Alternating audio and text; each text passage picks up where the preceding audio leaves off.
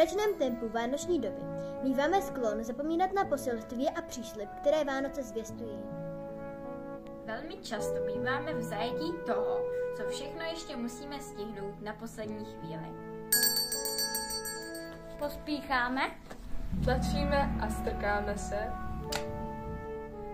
A malem, že nesrážíme lidi schánějící ten extra dárek, který si my vážně nemůžeme dovolit.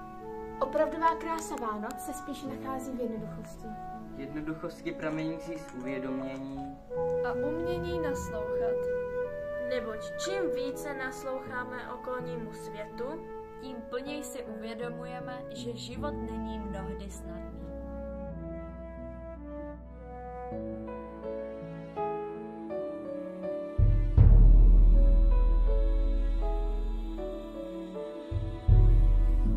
A právě poselství a příslib Vánoc může přinést naději malým a zblouděným, poraněným, ukřivděným, týraným a zlomeným.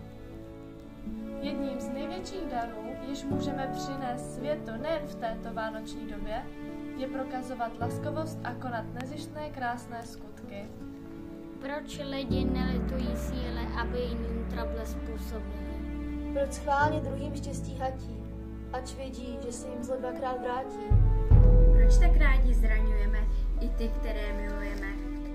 Proč člověk milá slova těžko svede, vždyť jedna rána k druhé vede?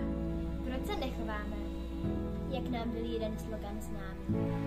Veďme si tak, jak bychom chtěli, aby se jednalo s námi.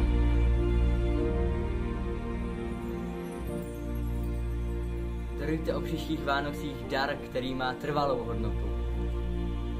Dar, který vás na dlouho přežije.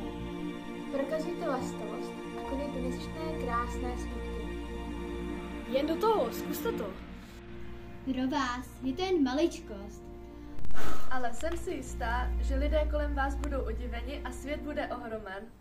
Jen do toho, buďte laskaví o 106. Takové šoky svět moc potřebuje.